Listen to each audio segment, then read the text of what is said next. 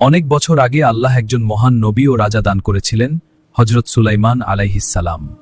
আল্লাহ তাকে অসাধারণ ক্ষমতা দিয়েছিলেন। পাখিরাও তার সেনাবাহিনীর অংশ ছিল। তার অধীনে ছিল মানুষ, জিন এবং পশু পাখি।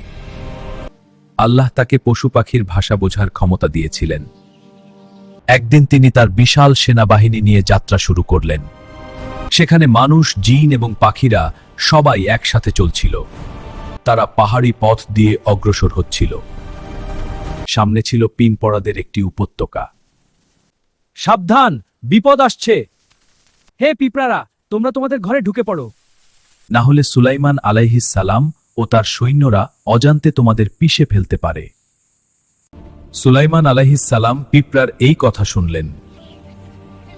তিনি মৃদু হেসে ফেললেন।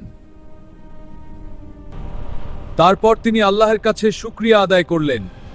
তিনি তার সৈন্যদের থামিয়ে দিলেন, যাতে কোনো পিঁপড়া আহত না হয়। সৈন্যরা অবাক হয়ে গেল। সুলাইমান আলাইহিস সালাম খুব দয়ালু ছিলেন।